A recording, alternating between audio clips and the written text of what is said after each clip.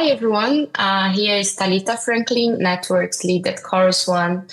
I'm here today with co-host Rafal, which is Chorus One ZK researcher, amongst other things as well, right, Rafal? And the guest we have today in the podcast is Alex Pruden, also known as AP. Welcome, Alex, to Chorus One podcast. Thank you so much. It's a pleasure to be here. Welcome, Alex. Thank you. And hi, everyone. So I think for those who have been following up with Alex already and ZK is in general, you guys might have heard about AP background, starting in the US Army, which is a pretty interesting story, and then going through ventures to then become a builder, let's say. So perhaps, AP, can we start this conversation with how does that trigger happen to you? What was the trigger for you to actually leave the ventures part of the industry and to actually decide joining Aleo and start building and contributing in terms of like where the technology is going? Yeah. I, first off, was extremely fortunate to have an opportunity to work in the ventures side at a great firm. I think the reason that I think it's great is it was a traditional Silicon Valley firm. This was A16Z that took a bet on crypto very early. And it was very contrarian at the time. And I think they made that bet because they were very smart and they saw where the world was going, and getting to be around some of those smart investors, Chris Dixon, Ben Horowitz, Katie Hahn, was incredible. Was an incredible opportunity. That said, personally, I didn't find the job of being a venture capitalist very fulfilling, in the sense that I felt like something was missing for me. I wanted, I really believe you kind of referenced my story, but I obviously got into crypto because I was very passionate about specific use cases, and I wanted to see tangibly the effects of this technology in the world. And I felt like being in venture, things are moving too slow. You're enabling builders to build the technology that's going to change the future. And I quite frankly just was a little impatient, and I wanted to be a builder that was making a first order impact. And that's really what led me to want to leave A16Z, despite the fact that it was a great team and a great firm, and I had a lot of fun there. And that's what led me to Aleo. And a fundamentally different experience being at Aleo than being at a venture capital firm. Aleo being a crypto startup and versus an established VC. But I definitely have not looked back. That's super inspiring. I really recommend everyone who is watching this who haven't yet watched the TEDx talk you gave on Bitcoin. And from there, you can actually get a sense about your passion about crypto in general, like in the technology, the industry, and the impact into the financial use cases for like across the globe, which is very interesting. So, perhaps I would like to propose we start with a brief intro on privacy. AP, what do you think in terms of like, right now you are building Aleo, right? And I think you were the first employee in Aleo, is that correct? Yeah, so Aleo, maybe just a bit of a background. Aleo started by 4 individuals, 3 of whom were at Berkeley. Howard Wu, who is completing his master's program under Alessandro Chiesa, who is a co-founder of Starkware, has written an enormous amount of seminal research in ZK. And then there, 2 other folks who were at blockchain at Berkeley, who were in computer science department there. And then there was another gentleman who was on the business side. They were the 4 co-founders. And I actually, at A16Z, I found this team and I was really excited about investing, from the fund. And at the time, everybody was excited about it, but just thought the timing was just a little bit early. And I was like, no way, I'm so passionate about it. I'm going to join the team. So actually, I should dig up the pass note that I had to send, but I think it went something like, hey, I'm sorry, A16Z is not going to invest in your seed round, but I'm willing to join your company. It's probably the weirdest pass note that anyone's ever gotten. But yeah, so I was the first employee. I started as the chief strategy officer and then was the chief operating officer, ultimately became the chief executive officer of the company. And then when we split to company foundation, Howard, who was the CTO, resumed his role as the CEO at the company. And then I took over as the executive director of the foundation, which I actually just resigned from. There's a new executive director, and I'm currently the chairman of the board of the Aleo Network Foundation. And how does that change in practice your main responsibilities for the project? Yeah, I think it's really, I have the opportunity. We were talking before we recorded this just about, Vitalik, right? And Vitalik's role, how it shifted over time from being a direct leader to, somebody who's more, tries to be inspirational without being in the day to day. I mean, as you mentioned, I've done a few talks. I've done many podcasts. I'm probably more prolific than I should be sometimes on Twitter around the importance of privacy. And I really think my role at this point is to inspire people to care about the problems that we're trying to solve at Aleo specifically, and to, along those lines, inspire people to check out what we're building. So day to day, my work has gotten greatly reduced, and there's a lot of great people, both at the company, which is now called Provable, and at the Aleo Network Foundation, who are pushing this vision forward on a day-to-day basis. And, so I'm kind of enjoying a chance to step back a little bit and,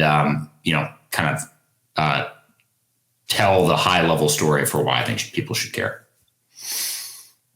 which is why I'm here. Yeah, but then if you were to choose like one sentence or like a way to summarize why people should care about privacy, what would that be? Would it be more like because you believe that, let's say, it's a limitation right now for the advances on the technology side, or is it like on the social level? For what is the big value added that privacy can bring to us? Oh, well, I'm going to try, you challenged me to give one sentence. I'm going to try and give one sentence, and then I'll expand on the one sentence because you kind of added to the question. But the one sentence I think why people should care is privacy is security. It's another way of saying security. And it's a one-way door. When you choose to give up your privacy, you're giving up some semblance of your security, and it's very, very difficult to give it back. In the same way that if you give your private key for your Bitcoin address away, there's not really a way to get it back, right? And I think a lot of people don't understand, and this goes beyond crypto. This is a broad comment for society in the internet age. A lot of people just don't understand the implications and the impact that giving up your privacy can have. And I think there are concrete benefits, which I'll talk about in a minute, but I think the most important thing that people should realize is that they're giving this up for free, and they have no idea what the consequences of that decision will be in the future. And they can't, at that point, it will be too late to change. So that's my one sentence. That was kind of a long sentence, but it was my one sentence pitch for privacy. More specific to crypto, and maybe let me extrapolate a little bit. Maybe the one sentence pitch for crypto is that crypto, at least the use cases we often talk about, doesn't work without privacy, in my opinion. Let's just take payments as an example.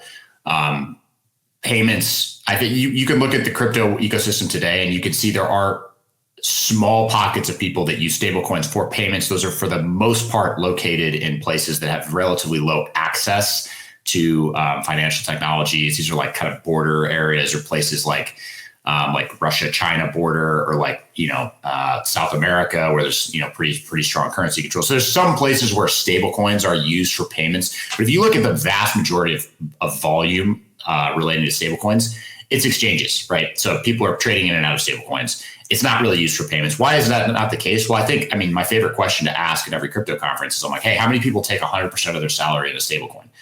And the answer is almost invariably zero. And the reason for that is we don't live in a world where people just advertise what they make for a variety of reasons, including security. Like I mentioned a few minutes ago, you don't want to go to some place like Thailand for a crypto conference and have everyone, including the criminal underworld, know that you're making $300,000 a year, right? And of course, there's many other more mundane social reasons why we don't do that.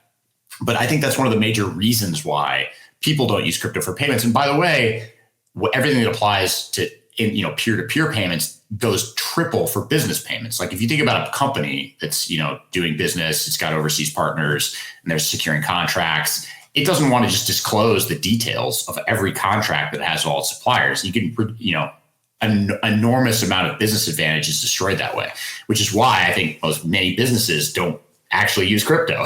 And so I think without privacy, all of these use cases that we talk about crypto being good for just don't work in practice, right? I think we can say that the rails enable them, and I think that's true. They do. I mean, you talked about my Baghdadi Bitcoin talk. I very much am a believer that that blockchain rails can fundamentally reshape many different use cases. But I don't think that certainly for finance, that's going to be viable unless there's privacy. Wow. What do you think about the world going into the opposite direction, kind of? So the government, they want to impose more control and less privacy on citizens. So kind of peer-to-peer privacy, there will be there. So a privacy from, I cannot see your salary, you cannot see my salary. However, the governments, they want to see everything, basically. So how do you reconcile it with the privacy on blockchains? And I'm sure that you had a lot of these discussions. Yeah, I mean, there's a philosophical answer, a practical answer. My philosophical answer is I'm an American. I've served in the U.S. Army. I believe in liberty. I believe in freedom. I believe privacy is a human right, and I believe individuals have the right to transact without necessarily having to tell anybody who what they're doing. Now that's it, but I'm also practical, and I'm also like I said, I work for the government, so I get that in the practical world there needs to be a practical solution. And look, I mean, this is one of the reasons why I was so excited about ZK, right? Because you can imagine a world. So ZK is one of the many ways in which you can achieve privacy on chain. But the beautiful thing about ZK, and the thing that's so magical about it, is it allows you to prove a statement without revealing why it's true. And if you think about, you can imagine a payment system that accomplishes both goals, both the goal of having an individual preserve their own privacy and the goal of the government being able to ensure compliance with the law. Because fundamentally, many governments, and certainly like if you think about even like more mundane businesses, think about like Visa, like they don't want all of this data about you or me or anybody, because it's just a liability for them. If all they want, the only reason they have it is because they need to make sure that they're complying with the law. Now, if they had a way to ensure they were complying with the law without having all of that data, say a proof, then this would be better for them, right? And so I think ZK enables this. ZK enables individuals who are transacting in a peer-to-peer system to prove that they are following the rules, however they are defined, without revealing exactly what the content of that transaction is. And that, to me, is really the thing that is going to be the major unlock in crypto. And that is the thing that motivated us at Aleo specifically, because I think you need the combination of two things. You need the combination of privacy-preserving technology, aka ZK, and you need smart contracts. Without those two things, you'll never get to this practical endpoint that I just described. And this is, I think, where previous privacy projects and previous ZK projects have fallen short. Zcash was an inspiration for Aleo in many ways, not least of which several of the co-authors of the Zero Coin paper were also co-authors of the Zexi paper, which inspired Aleo. But Zcash didn't have programmability. And so as a result, you're not able to encode the rules in, right? You can have privacy-preserving payments, but there's no way to really apply rules. And again, being practical, in the real world, we live in societies that are overseen by governments for a lot of good reasons, by the way. I don't think anyone wants to live in an anarchy. But there needs to be a way to apply the law it's important that individuals are able to preserve their privacy too. And this is the goal. Wow. So since we mentioned that, what is exactly the part that Aleo plays on all of that then? Yeah. So Aleo is the first live blockchain that enables both privacy preserving transactions and arbitrary smart contracts. There's not another place, to my knowledge. You guys know the industry probably better than me, so maybe you can correct me. But to my knowledge, there's nowhere else where you can have this that also is decentralized. Right. I think that's maybe the third leg here. It's privacy preserving, programmable, and decentralized, all three of those things together. And so that's how Aleo fits in, because Aleo enables fundamentally what I'm talking about. Just the simplest example. You can do like USDC on Ethereum today is great. I think it has a lot of potential for solving a lot of the payments rails issues. I mean, this is why Stripe Stripe recently announced an acquisition of Bridge.xyz. And it was largely around this use case of solving their business problem of cheaper international settlement. I think Aleo, using stablecoins, I think a stablecoin issued on Aleo could both be that and more scalable for reasons we can talk about in a minute, but also privacy preserving. So you don't have to worry about leaking, transaction details of your customers. So that's how Aleo fits in. Nice, and maybe touching on what you mentioned, that Aleo is the first privacy-preserving L1, fully decentralized.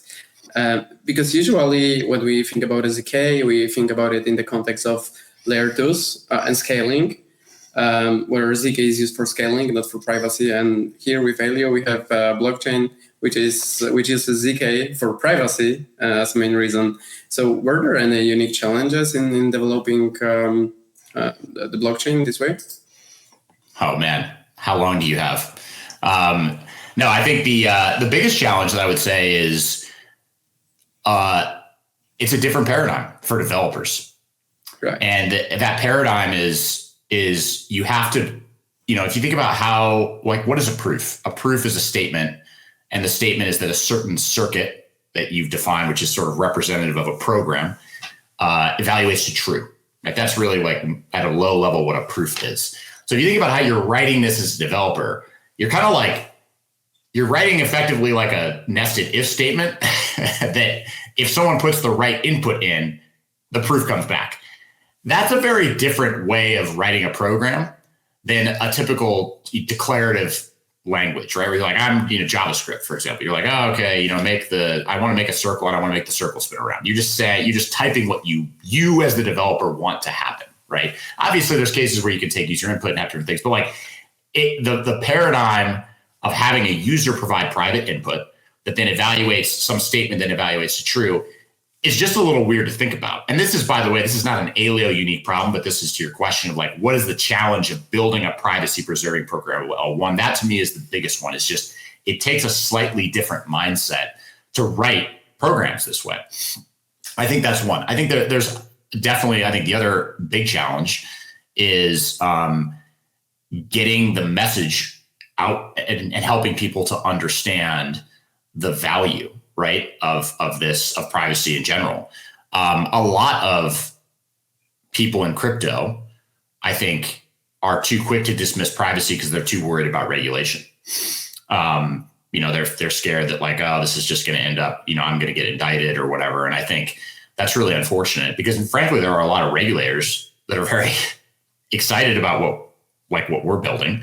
And a lot of government agencies for the exact reasons I mentioned earlier. They don't want to deal with customer data. They don't want to do all that stuff. And this is like a solve for them too. So I think that's the other big challenge. And I think the last one I'd say is interoperability. I mean, it's become in vogue to be interoperable with Ethereum, let's say. Is it EVM compatible is a question I get all the time, which I kind of find ironic because I remember referencing my earlier days at A16Z. I remember there was a time when people used to pitch, they're like, hey, Solidity is a new language. No one's going to want to learn a new language. It's so hard. No developers. We should just write, everything. What was the EWASM was like no one even remembers this, but this is back 5 years ago. EWASM was a big buzzword. And everyone's like, oh, we're going to write, have new things that compile to EWASM. And then that way no one will have to learn Solidity. Now, of course, the narrative is like, well, everyone already knows Solidity. No one's going to want to learn Leo or any other of these things, right? But I think my answer to that is, look, developers are motivated to solve problems. If you give them a tool that uniquely solves a problem better than any other tool, they'll learn the language. Like I think it's selling developers short to assume that they won't learn another language if they want to. And I think it's really up to both Aleo, which we have our own language called Leo, but anyone who's building a domain-specific language, you need to demonstrate the utility of that tool. If you don't do that, then no one's going to want to learn it. That's the fundamental issue. But it does still require, back to the narrative piece, it requires convincing people that there is utility. It seems that building a privacy-preserving blockchain requires a separate language. So Aztec they pursue the same approach with Noir. Yes. Then you with Leo. And how the developer onboarding is going? Is it hard thing to do, or developer onboarding is always hard, even in a world where things are EVM compatible, right? Because again, I think it's just a matter of developers have a lot of choices, right? Especially in crypto. Right. And I think it's always hard, but I think it's going as far as I see it, it's going well. And I kind of have a slightly different view on community than many folks in crypto. I think a lot of teams in crypto try and build the biggest developer ecosystems they can in the shortest amount of time. And having worked in a venture fund, I know that 99% of startups fail and will never amount to anything, and 1% will be wildly successful.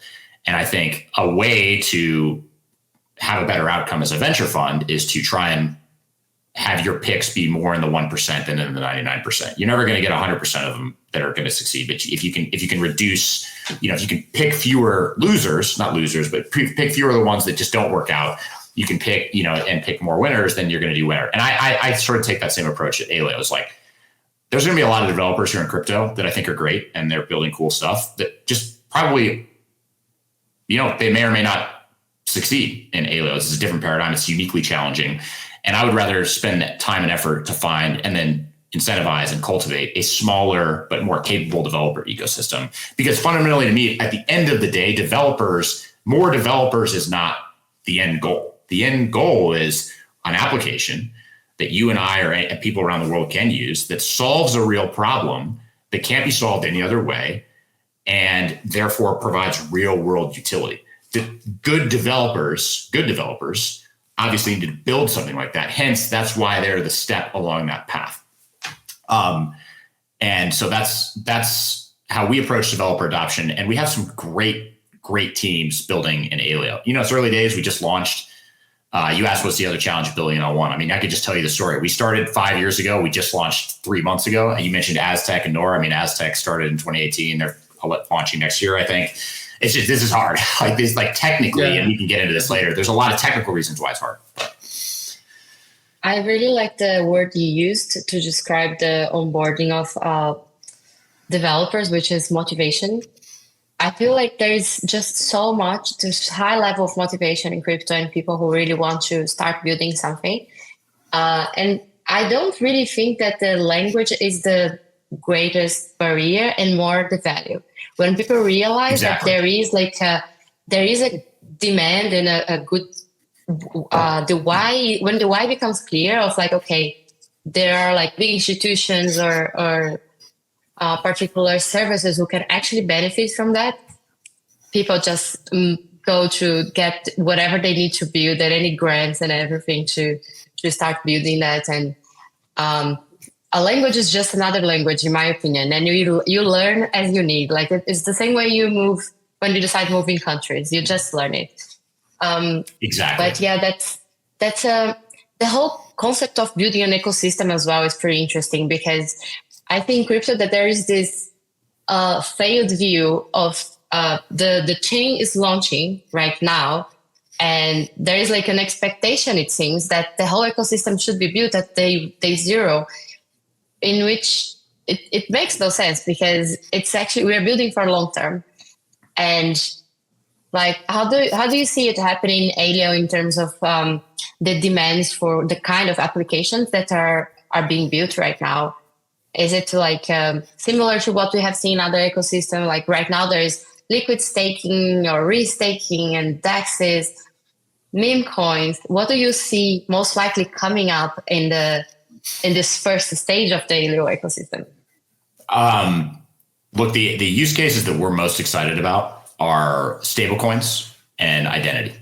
So really, I think payments, like I said, I talked about payments earlier as being something that crypto uniquely helps solve.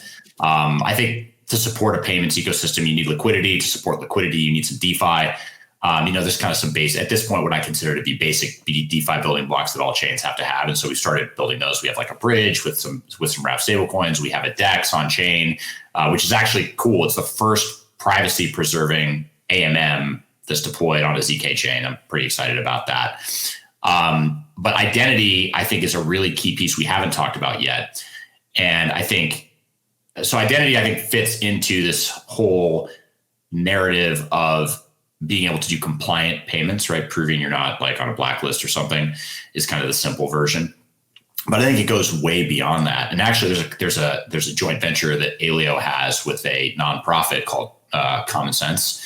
.org, and Common Sense it's all about kids' safety online and in media generally.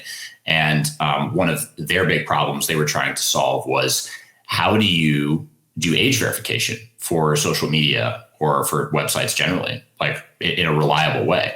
And if you think about the problem for a second, it is actually kind of crazy.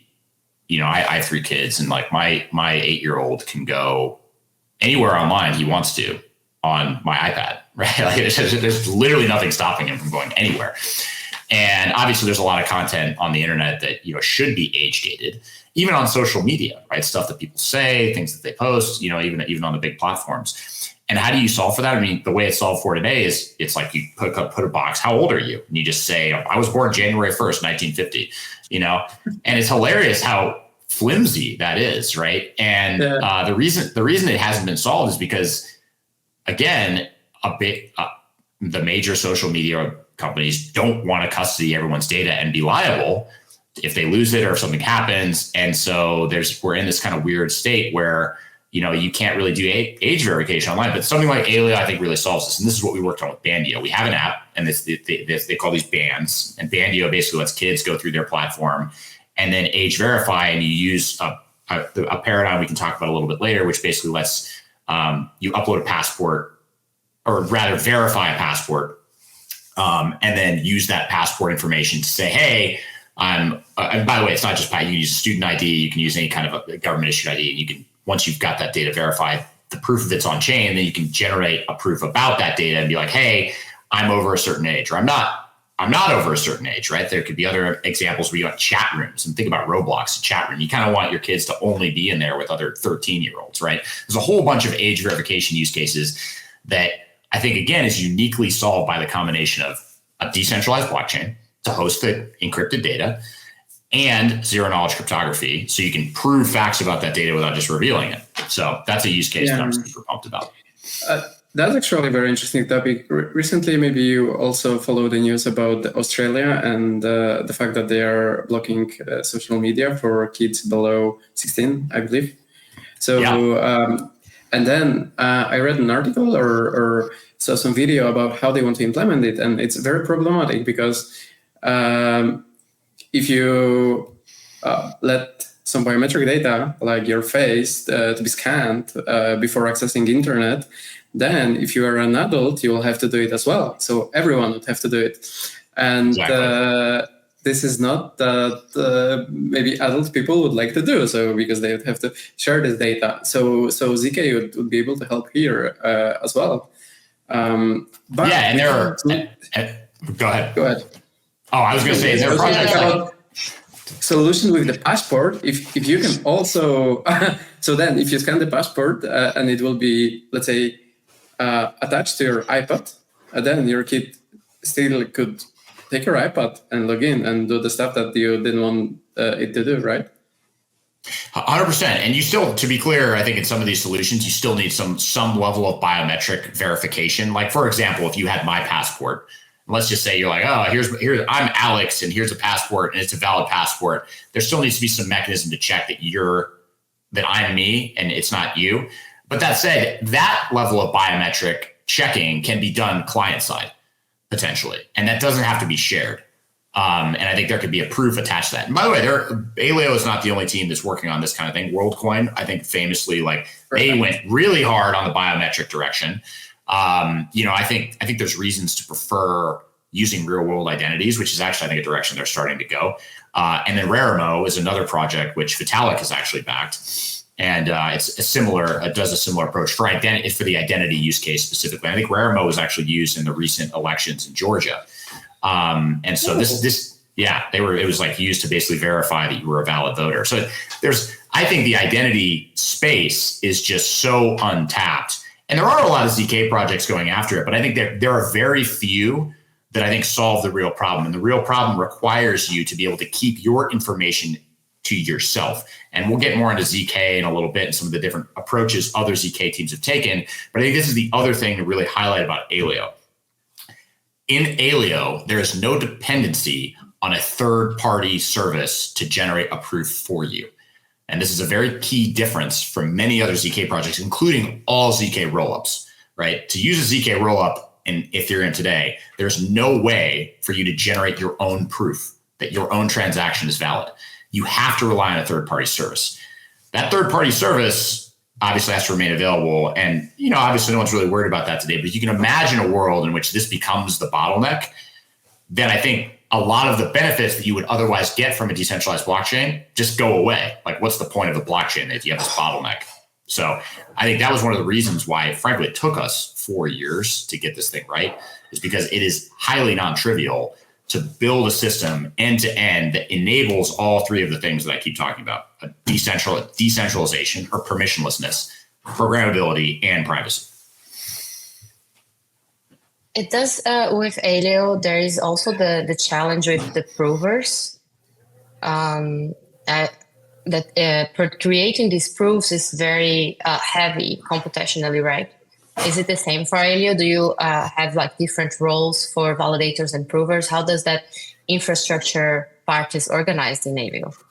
Yeah, so I'm glad you asked. So there are validators. So we have a proof of stake blockchain, which is based, kind of on the SUI, Aptos, Libra BFT, DMBFT model. So kind of a newish generation of BFT protocol. That's our proof of stake layer one. And then on top of that, there's proofs. Fundamentally, what is the activity on chain is proof verification, right? So all the validators are producing blocks and they're verifying proofs of transactions, and those proofs are getting included in blocks. Now, by the way, we also have a paradigm which is frankly quite like Ethereum, where you can basically have mappings. We call them mappings, which is basically data, that's associated with smart contracts. And those can be public and you can mutate those. There's a bunch of reasons why we decided to incorporate a public mode as well as a private mode. You can do either. We can talk about that in a minute if you want. But provers, there are provers on the network. And provers actually in Aleo are kind of a unique thing. We have provers, and what provers do is they are solving a proof of work puzzle and being incentivized and receiving rewards. And this proof of work puzzle is generating a proof for a real Aleo, like a circuit in Aleo. And by the way, the proof of work puzzles themselves aren't directly useful. These generally speaking are randomly sampled circuits that you have to generate a proof for. The reason we have this notion of provers in Aleo is because, to your exact point, generating zero knowledge proofs can be quite computationally intensive. Depending on the use case, someone may or may not want to do that on a client-side device themselves. In either case, for ZK to whether you're doing it client-side or server-side, for ZK to truly be practical, we need to get into a world where proof generation for any arbitrary circuit is sub-second or even sub 100 milliseconds. And to do that, you need specialized hardware. And the hardware world is famously capital intensive, right? To build an ASIC, you need tens of millions of dollars. That capital only comes if investors see value for it. And the reason why we incorporated this incentive at Aleo was to make effectively the incentive for not only miners, but hopefully in the future, hardware developers to say, hey, if we build hardware that is uniquely good at proving, there could be a big financial return. And then I think those benefits go out and everyone can benefit from them. And by the way, this has precedent in privacy. If you go back to the early eras of privacy on the web, SSL was a library that was started by Netscape, and then TLA became TLS. And I'm sadly old enough to remember back in the day when most websites were actually not HTTPS. A lot of them were HTTP. And the reason why many websites were not was because it was about 5 seconds slower to establish a TLS connection. And Intel in around I think it was the early 2000s, basically incorporated a specific set of cryptographic instructions directly onto its new generation of CPUs, which it's still like the TLS is still more complicated than like a normal HTTP connection, but in practice, in human measurable times, it felt like nothing. Therefore, everybody started using HTTPS. And that is exactly where I think we need to get to with ZK. And that's exactly why this notion of provers exists on Aleo. But just to be clear, these provers are there. They're solving arbitrary problems on Aleo. They could also generate proofs on behalf of users, just like in many other ecosystems. Or the users could generate their own proofs for transactions.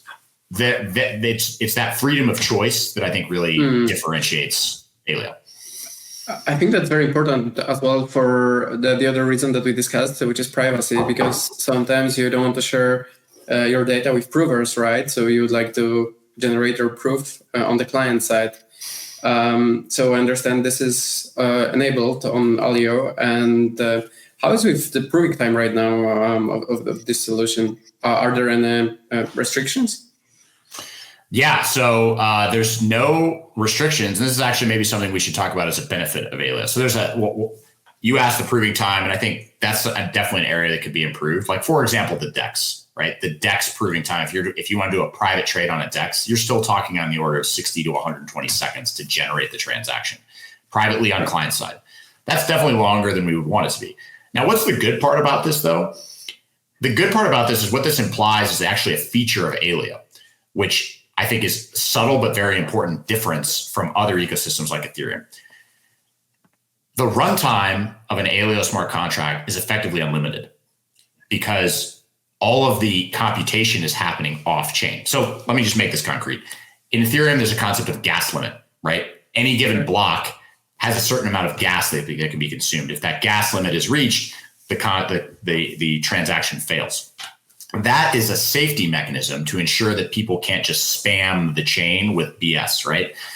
But that is also restrictive, right? There is there is a concrete limit to how long of a Ethereum contract I can make. And as a concrete limit to how expensive the operations that I could put in there. In Aleo, there is no such limit. Like, theoretically, if I wanted to, I could write a crazy proof that is it's the proof of like 18 million SHA-256 hash functions iterating on each other that would take for freaking ever, probably. And it would take 10 years to generate a proof for. But once I generated that proof, I could still put it on chain and it would still be valid. And I think that is something very unique that I think there's a totally unexplored world where there's a bunch of logic that I think, frankly, think about AI. This is a good concrete example. You're never in a million years going to train an AI agent on an Ethereum smart contract because the gas limit, it's like you won't get 2 steps before the gas limit's reached, right? Whereas you could theoretically do this, right, in this paradigm. Now, it's to your point around ZK and the overhead, it's very impractical today, but the underlying programming paradigm does enable you to do it. And I think that's something that's super cool. But yeah, the quick answer to your question, proving times are still slower than what you would do in terms of like native execution on Ethereum. And that's the trade-off for having this privacy preserving execution. And again, that's the motivation for trying to incentivize provers and hardware manufacturers to build dedicated hardware. Is there go ahead, Thalita. Is there a ideal number for that you aim to have, like in validators and provers as well, for you to consider the network like as clearly, now we are on a very decentralized and stable level? Is there a number for that? I mean, the more the better, in my opinion, because I think decentralization is super important. Today, we have 16 validators. We're going to be bumping that number up to 25, ideally as hundreds of thousands in the long term, because I think that the validators specifically are, to me, the big guarantors of decentralization. And then the more provers there are, I think indicates that there's a higher, it's a potential source of revenue that people are, and the more provers there are, the more valuable that revenue seems, or the higher revenue could be earned. So I think it's kind of a barometer on how valuable ZK is. So in short, to both, I would say more is better. Makes sense. And my follow-up was a bit maybe more technical on what you said before. So on the speed of proving, from what I understand, you're using Snarks, Merlin, and right now it seems that Snarks are taking over the market, that they are just faster. So are you considering maybe in the future changing it, or do you think that Marlin is fast enough? I'm so happy you asked this question. I think it's a great question, and there's a little bit of nuance. So look, we are not dogmatic about Marlin. Anyway, so we use, you referenced, we use a variant of the Marlin proof system, which incorporates some of the improvements of Plonk. So we call this new kind of hybrid, we call this Varuna.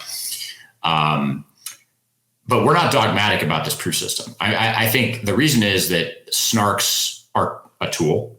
Starks are a tool. There are other, by the way, different proof systems that and polynomial commitment schemes. There's all kinds of primitives that are slightly different. All of these are good in different situations. I think the reason a lot of the narrative around ZK has focused on Starks is because I think a lot of the focus has been on reducing the proving time, which I understand.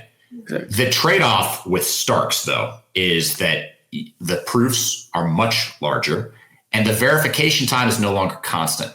This is the nice thing about Snarks is no matter how big the proof, I referenced like a 10-year proving generation time. You could work 10 years on building a proof, but that proof is the same size every time. The verification time is also more or less constant every time.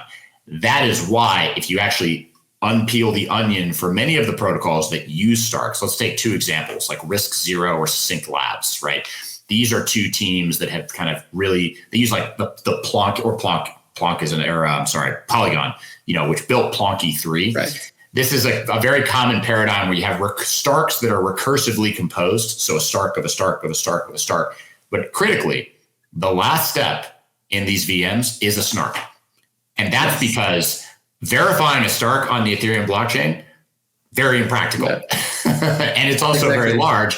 So this is why Snarks, I think, will always, this is why we built the blockchain with having like the fundamental layer on the layer one was the verification of a Snark. Now, what this does not, however, limit us to integrating something like RISC-0, where you have a ZK VM that does a million iterations of a Stark proof, but then verifies on Aleo's layer one it's like the last step is a Varuna Snark.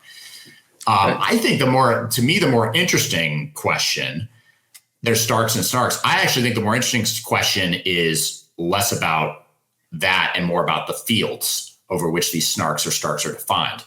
Varuna and I think kind of the first generation of ZK protocols had field sizes that were very large. And that was for a bunch of reasons. It helped make things more practical early. The big downside of a large field size is, if you think about like a normal computer, everything runs on binary, right? Which is effectively a field size of 2. And this is why operations that are very fast in hardware, AKA AES or SHA-256, are extremely expensive in ZK world. And the reason is because you're converting between these two different domains, binary domain and this big field that you've defined your proof over.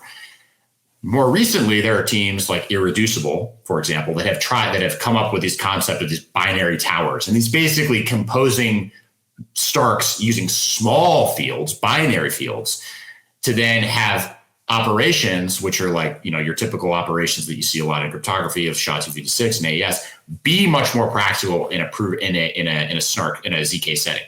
And that's a really interesting direction, I think. I'm very excited to see where that direction of research leads. Yeah, completely agree. And I think that's also what's funny with this wrapping in RISC-0 and other ZK VMs is that they do this recursive start, and at the end, what they're wrapping it to is Graph 16, which is one of the oldest proof systems. Maybe it's the first Snark ever developed. So, still didn't figure out anything, faster and better for it. Well, and I think, this is why I would encourage everybody to view this not as like, Gen 1, Gen 2, Gen 3, Gen 4. I would encourage everyone to view all these things as tools. That Graph 16 is a screwdriver, right? But you just want to screw a screw in. That's like, you're not going to use a hammer, right? There are other tools like these plonky VM tools that are great for their own things. And by the way, this is another interesting differentiation maybe to highlight. there's two approaches. We're kind of on one side and the ZKVMs are on the other. ZKVMs try and create this effectively universal circuit. They basically try and virtualize a computer. And this is why if you want to write a smart contract using RISC-0 or Succinct, you can write Rust, right? Because they effectively virtualize a CPU and circuit and prove the state of that CPU, right? We have a different approach. We have like Aleo. I mean, we have our own language. It's really not so much the language that's important, but it's the compiler. We have effectively a compiler that takes your intent for your program and converts it into a circuit that then gets deployed, right? So these are two very different. You can almost think of it as like RISC-0 is like an Intel CPU, and we're basically building dedicated ASICs for every program, right?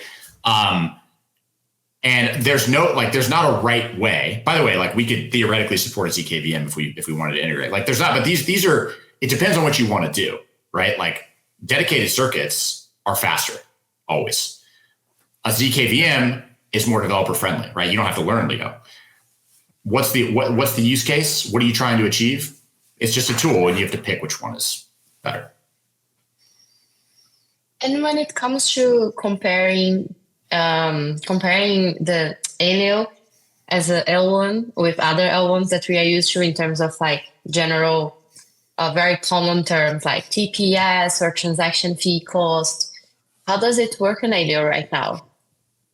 Yeah, so we actually just had our first network upgrade. So we launched in September, and we just had our first network upgrade that reduced all the fees by about 25%. Now, Aleo is interesting because there's sort of two classes of fees. There's the fee for inclusion, like your transaction to be included in the block. And then we also have a notion of a gas fee for, I mentioned a second ago, Aleo supports a public mode, right? So we do support public smart contract interactions like Ethereum. And for the same reason as Ethereum, we have to effectively have a concept of gas to prevent people from like DOSing it, right?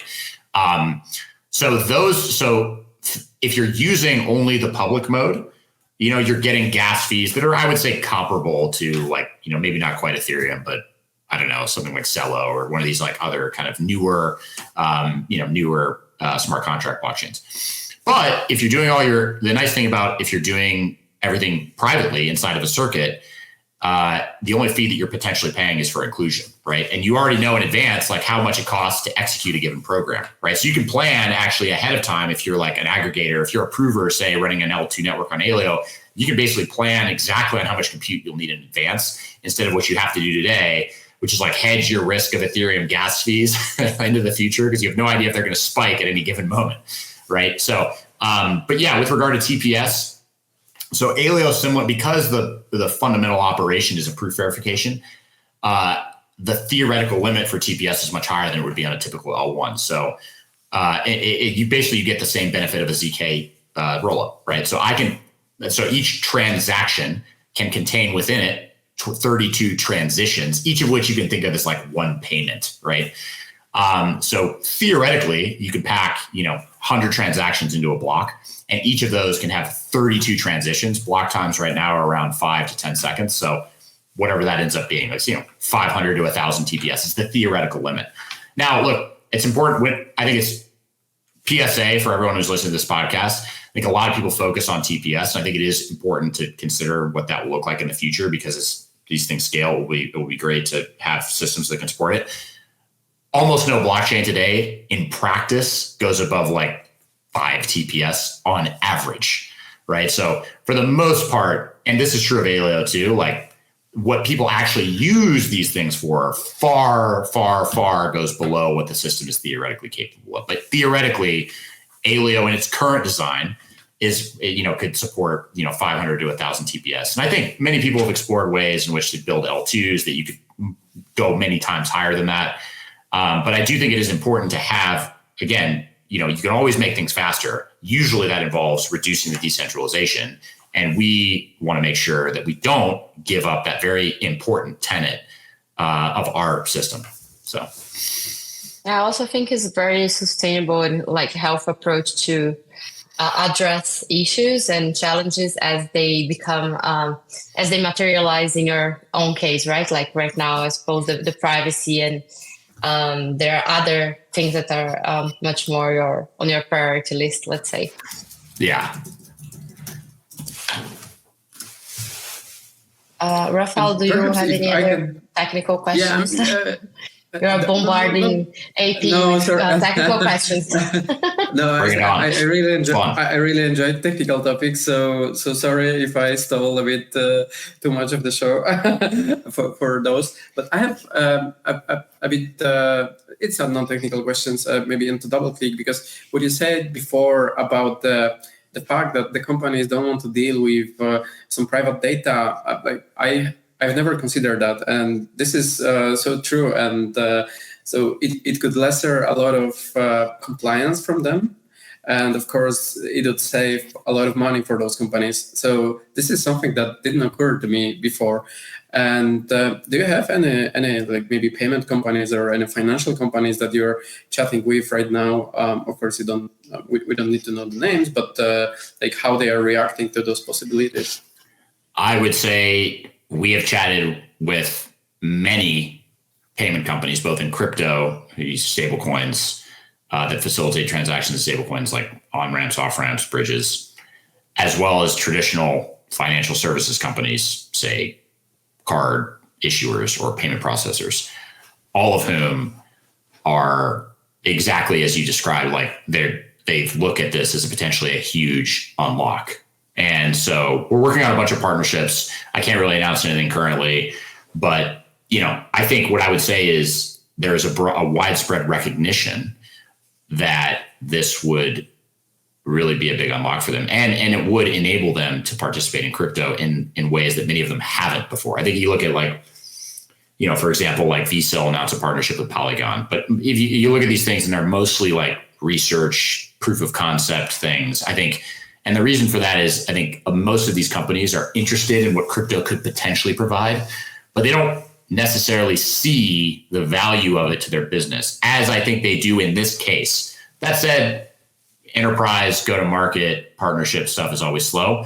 And like I said, we're here to build for the long term, but definitely I think those are conversations that we're having and a lot of people are interested in. Cool. That was exciting. I think your video froze a little bit for me. I don't know if it was on for me. Rafal, for you too?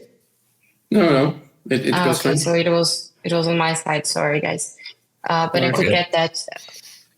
So AP, I have a question regarding like the ecosystem. Where let's talk to the builders now. People who want to build on Aleo or want to get closer to the community and follow up closer. What's the best way? Are you guys hanging out in person in some crypto conference next year, or what's the best way for people to actually get closer to Aleo ecosystem, Aleo community? First stop, I would encourage everybody to go check out leo-lang.org. So our website is aleo.org, so you can find out a bunch about Aleo there. But for developers specifically, I would encourage people to check out leo-lang.org. And so Leo is our smart contract language, and there's a bespoke compiler that goes with it.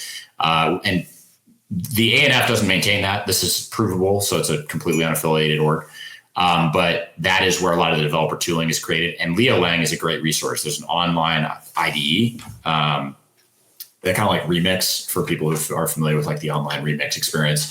And you can play around with what it's like. There's a bunch of examples already preloaded on like how to, different things you could create in terms of programs. And it's a good chance for developers to play around with that. The Aleo Network Foundation GitHub is also great. We have a Discord, and we try and get a lot of people to contribute on the Discord. But frankly, I think most of the hardcore developers just will go straight to the GitHub and comment and open arcs. We have what is equivalent to the EIP process in Ethereum. We call arcs Aleo request for comment. And so we have a whole section in the Aleo Network Foundation GitHub org that you can basically go and open an arc or see the arcs that people have opened for improving the protocol this way or that. And then we also have a GitHub repository called Awesome Aleo, and I can share the links for all these if you want to add them to the show notes. But these are like examples of the different types of programs that people have built. Lastly, I think if people want to kind of get a flavor for some of the things that people have done, or maybe the people who are not developers, we actually have a very big partnership with Coinbase, and we are doing several quests. So they have a learn and earn kind of platform called Quests. And there's a number of different activities people can do on Aleo, ranging from, taking having a token, wrapping the token to make it private, staking, trading on the decentralized exchange that, is private in a privacy preserving way, all that kind of stuff. So those are all the places that I would recommend people check out. I'll send the links over to you guys if you want to add them to the show notes. Yeah, we'll definitely do it. Rafal, any last comments for us to finish the show? Oh, I think I'm good. Okay, thank you very much, AP. That was very exciting. Everyone watching this, so Course One as an infrastructure provider, and Aleo is one of the most exciting L1s that just launched, and we have been following up with. So go everyone, check out the Aleo website and resources. Thank you so much, AP, for joining our podcast. Thank you. Yeah, this is a real pleasure. I'm a big fan of all of your guys' work, and thank you very much for inviting me to be a guest on the show today. Thanks, Thank you, Alex. Alex. Thanks for Thalita. watching us. It was a pleasure. Bye.